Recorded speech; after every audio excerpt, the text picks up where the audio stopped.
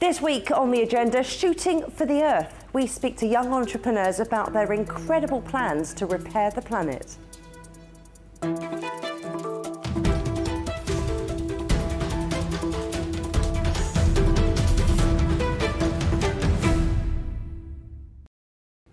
As the world struggles to hit its climate goals, many are looking to the young to solve global problems.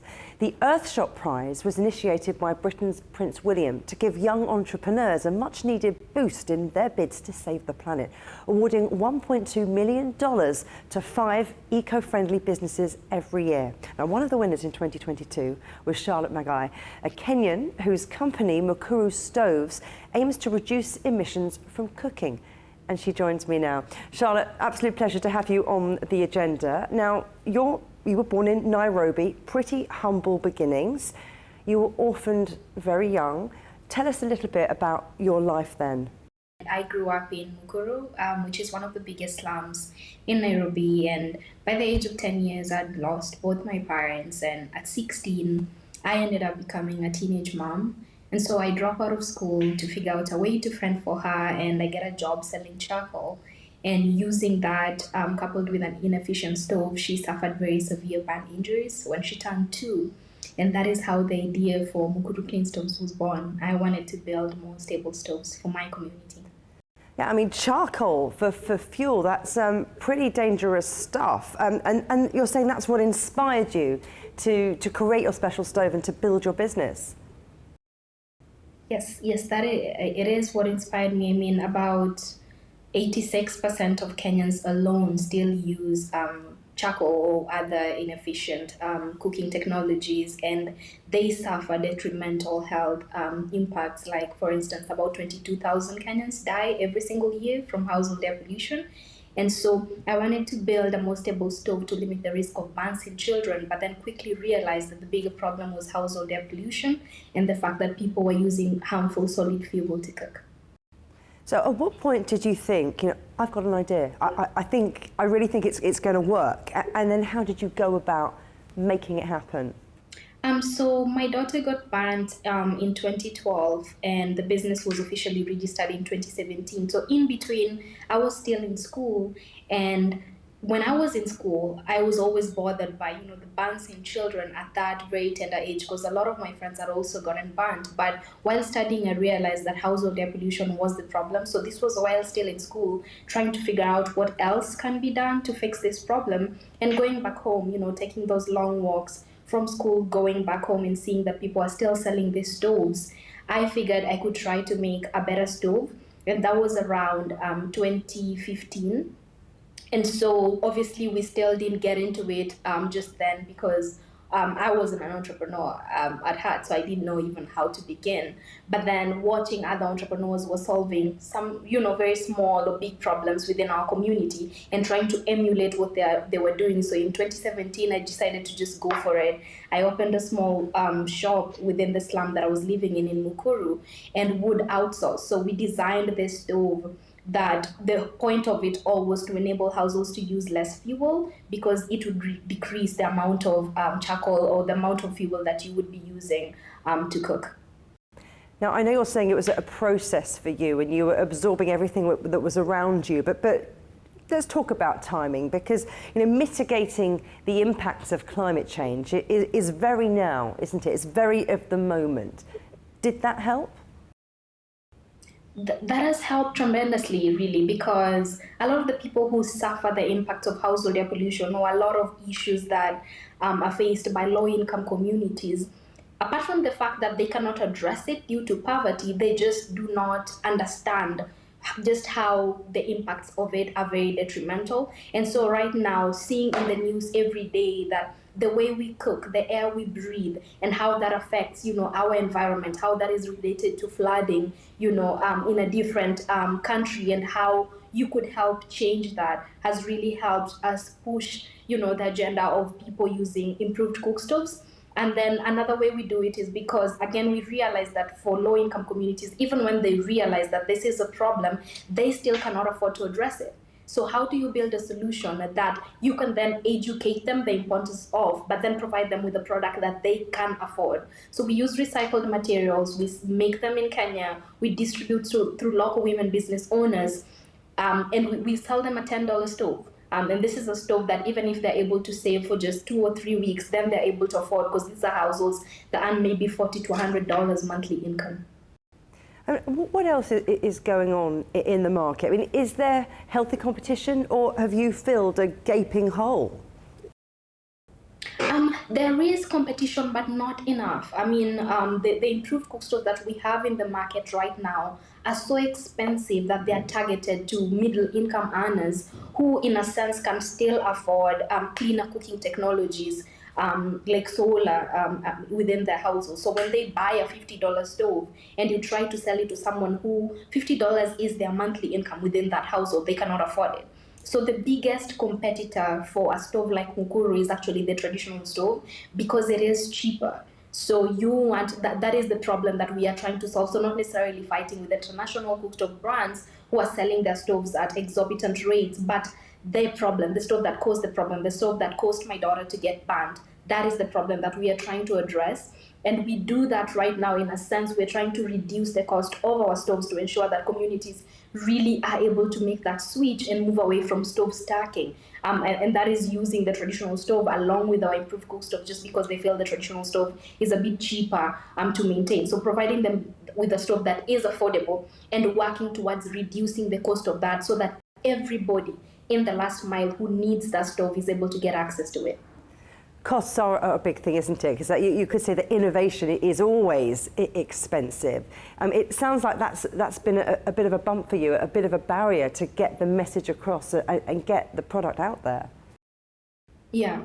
So innovation is expensive, but then you can innovate around the problem. You can innovate and try to fix this problem of high costs, right? Because we can come up with this really brilliant technology and try to really change lives or actually save lives. But if those people cannot afford it, then your innovation becomes a useless product. So I believe that as innovators, as entrepreneurs, as people who are trying to fight for our environment, how are we providing solutions that are also affordable to the last man? So coming up with ideas like using recycled metal, knowing fully well that this is going to reduce the cost, or local production, or distribution using distribution channels that are traditional, primarily there, and everybody has access to, sort of reduces the cost of that product and ensures that everybody can get access to that product.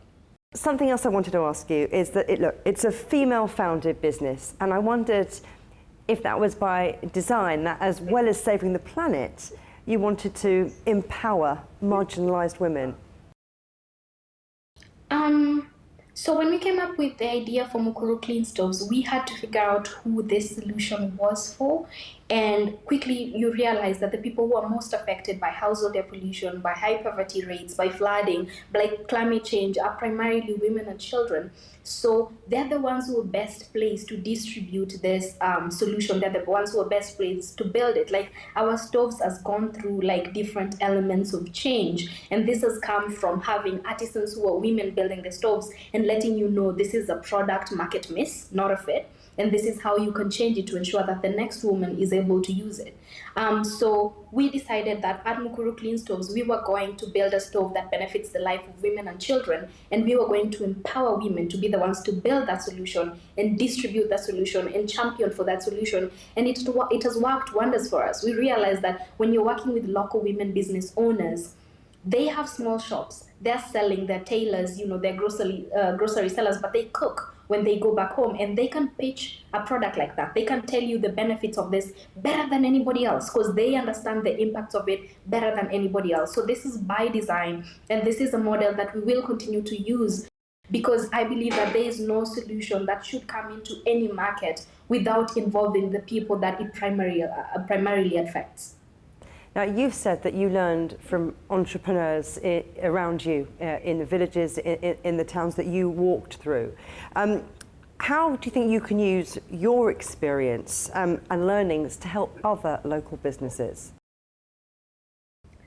I believe just even even if you don't help on a large scale, telling your story and ensuring that local women business owners or small girls who want to start small businesses to impact lives in climate, in health, in girls' education, learn my story and understand where really I started this from, why I felt it was important for me, and why I kept, being persistent, really, really goes a long way. So you can provide mentorship that's very, very important and opportunities for them to be able to learn.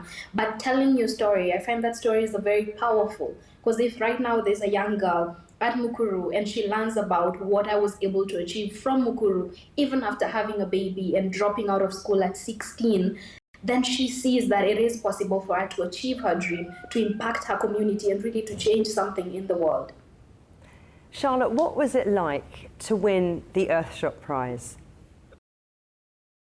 You used like a past tense, and it still feels very like new. It feels like we won the Earthshot Prize yesterday. It was mind blowing. It was unbelievable, but it was also very, very validating because we have been working at this for so long, and in a world where a lot of young people are innovating, you never quite feel like your solution is that important or that significant. So to get that nod from the Earthshot Prize and the financing obviously that comes with it it has been the biggest honor for Mukuru Clean Stoves, and it places a very big responsibility on us now because the Earthshot Prize is watching, and now that impact that we wanted to achieve, there has to be a 10x on it, and we have to actually ensure that a lot of people, not just in Kenya, are able to benefit from the Mukuru Clean Stoves thanks to the prize. And let's talk about that prize, $1.2 million. How are you going to use that to scale up and grow your business? Oh man, pretty very interesting things coming up out of Mukuru because of the Earthshot Prize and their global alliance. It's not just the prize money, that's the thing with the Earthshot Prize, is the connections, is the fact that they're making introductions to try to get people in to help us scale this solution. And our dream was always to access the entire African market. But it's no longer a dream. We are building our next factory in Ghana. We're moving to this year. We're going to South Africa next year, distributing within these 3 large regions in Africa, thanks to the Earthshot Prize. And because of them, we decided to do a LEAP project. And our LEAP is called Waste to Fuel for Stoves, because Africa has a lot of farmers who have other resources but not necessarily cash. So through the LEAP that we're doing with the Earthshot Prizes, they're selling us their agricultural waste. We're using that to make sustainable briquettes and selling them back to them. And they don't need to use cash to buy the stove or to buy the briquettes. They can use their agricultural waste. And we are doing this across Africa, starting with Kenya, obviously. And then also, we just got into this really beautiful space where we're getting into malaria research as well. So using our fuels, the briquettes that we're going to be making to fight malaria. Like, Kenya is the biggest producer of pyrethrin, which is the strongest insecticide to fight malaria. So we are doing research to infuse that into our fuels and distributing it across Africa, enabling people who are already fighting malaria to fight malaria when people are cooking. So, because according to the CDC, children and women are catching malaria before they go to bed. So even when they have mosquito nets, they still catch malaria. But by using a Mukuru briquette, those rates are going to be dramatically reduced after this research is done. And this is all thanks to the Earthshot Prize. So really very exciting and interesting stuff. Charlot Magayi, you are an inspiration. Thank you very much. Thank you for having me. It's been an honor. Still to come here on the agenda, building a waste-free world. We speak to the Earthshot Prize winner who is replacing plastic with plants.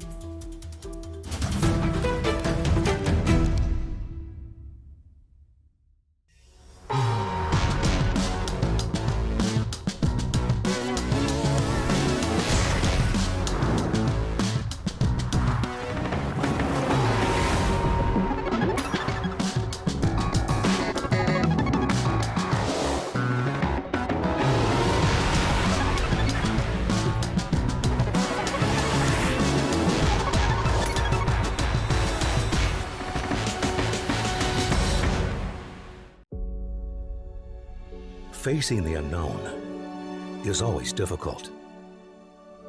In a world in turmoil, it's easy to lose orientation.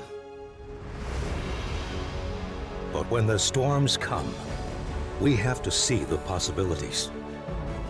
Reinvent. Find new opportunities. Discover a path forward. CGTN. See the difference.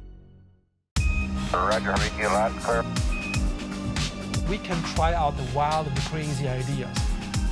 Nothing can stop an idea whose time is coming. This idea is coming. I actually feel quite comfortable in isolation. We should all be very basic when we're trying to save the world. Awesome! We hope it will happen. We have to live in hope. Events have consequences. Words create impact. One more offensive in a long line of battles that's been ongoing for more... Just gotta be careful here with some gunshots. Excuse us, excuse us. The world today matters for your world tomorrow. The number of casualties is growing quickly. Why, this is one of the hardest hit towns in the region. The world today, every day on CGTN.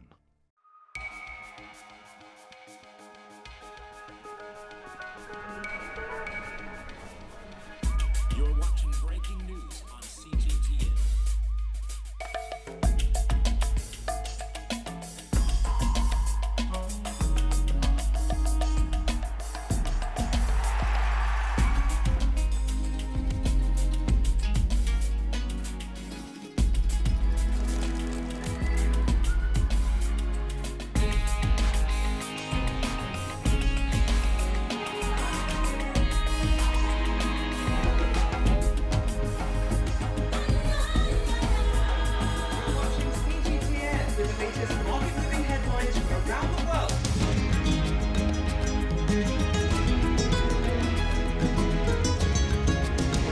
Welcome to the world today on CGTN.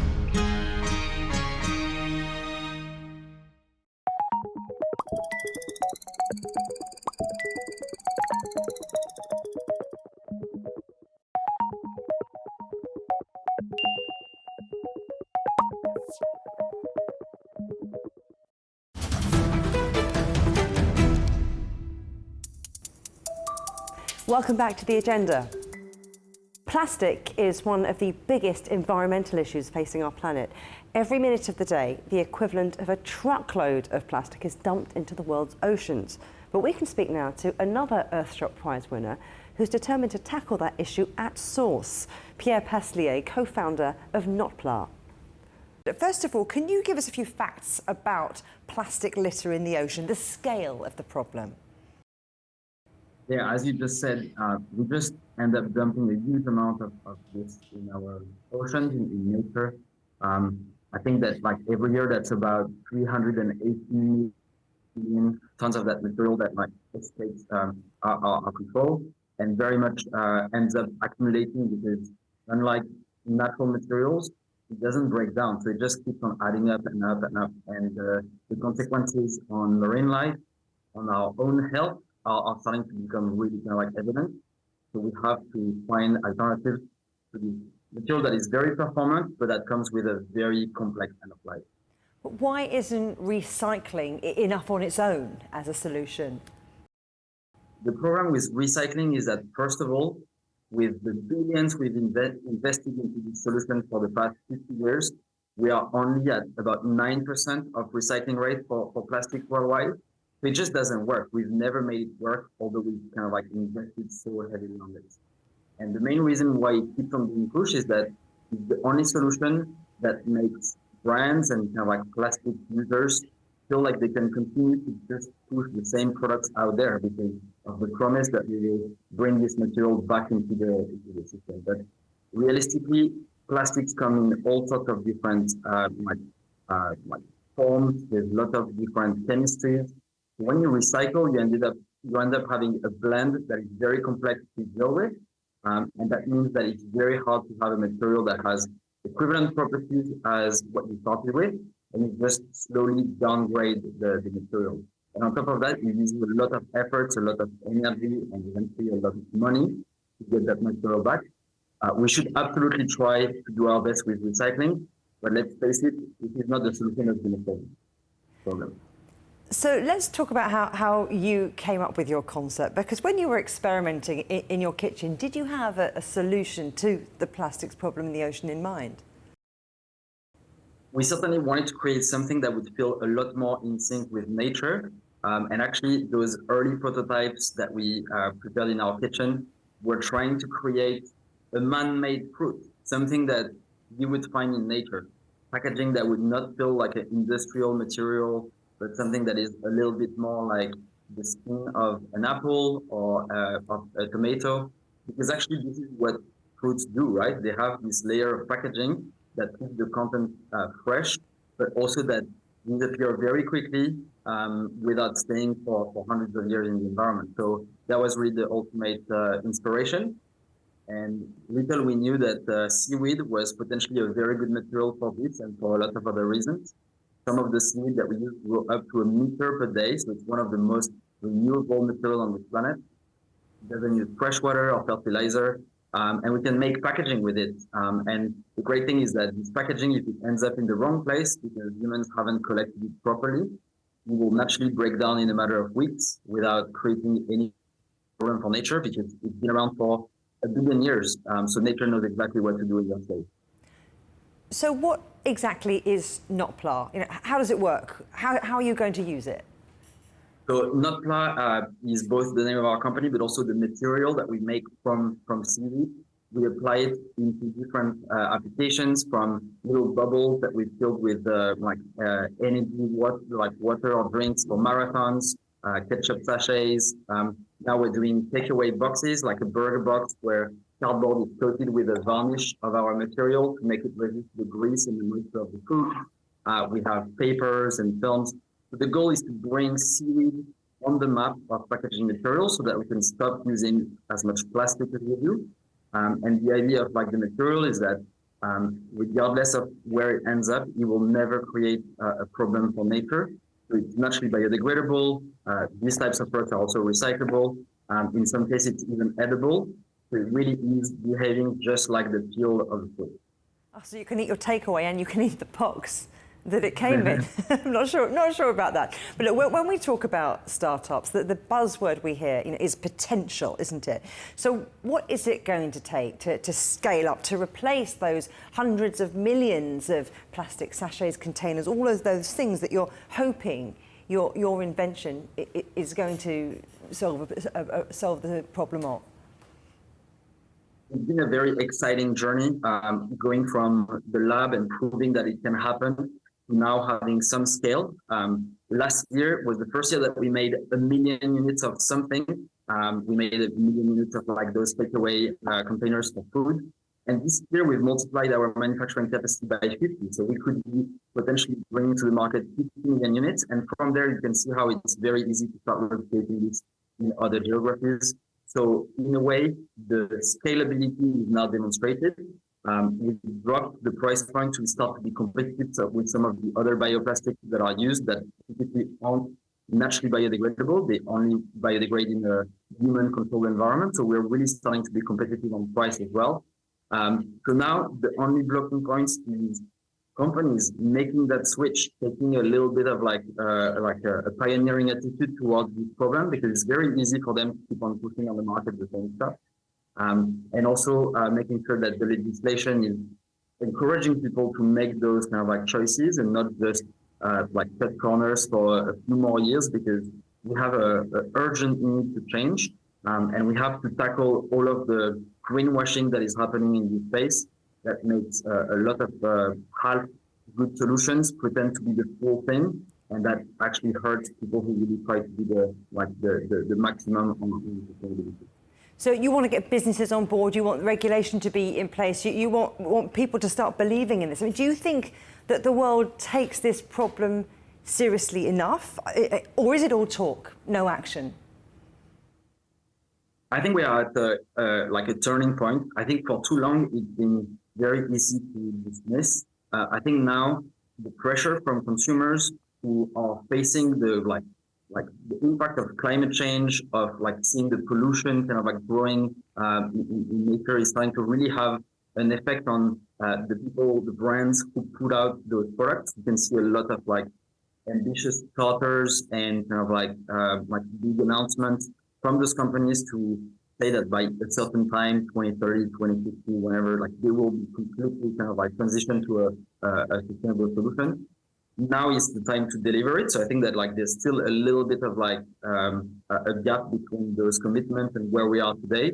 But I think that things like the Earthshot Prize are a real chance to show that it's now a real kind of like industrial scalable solution.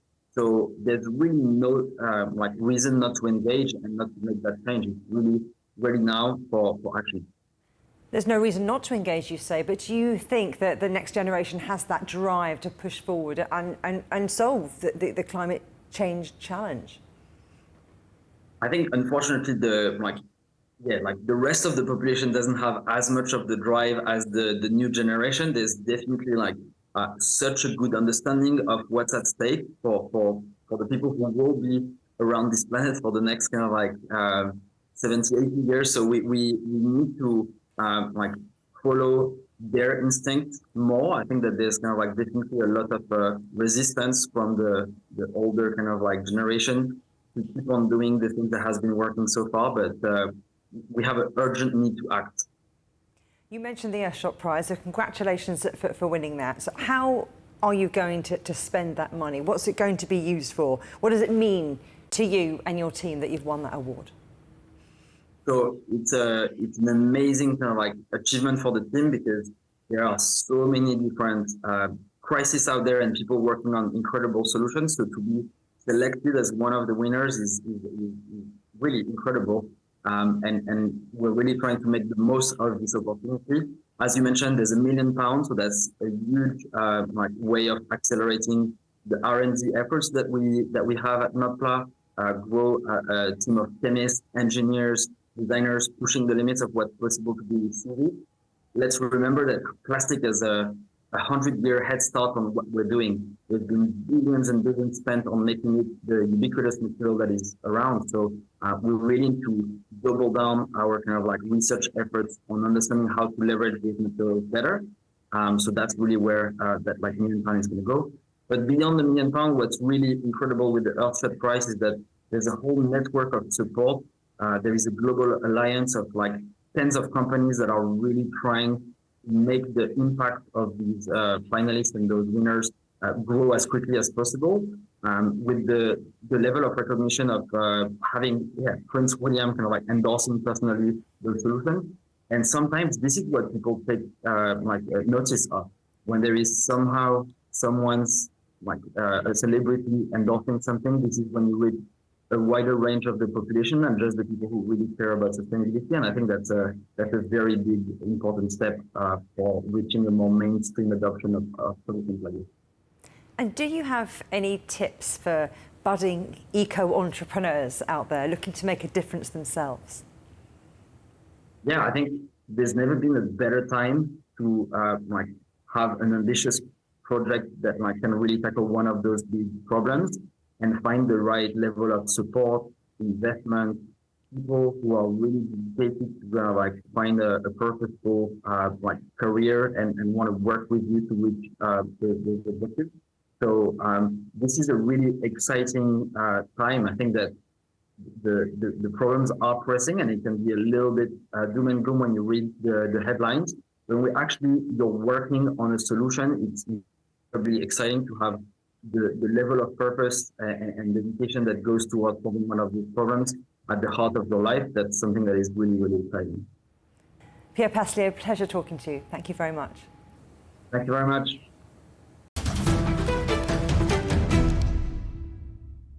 You can watch every episode of The Agenda in full on CGTN Europe's YouTube channel. And for exclusive extra content from me, my guests and the rest of the team, don't forget to check out The Agenda Show on TikTok.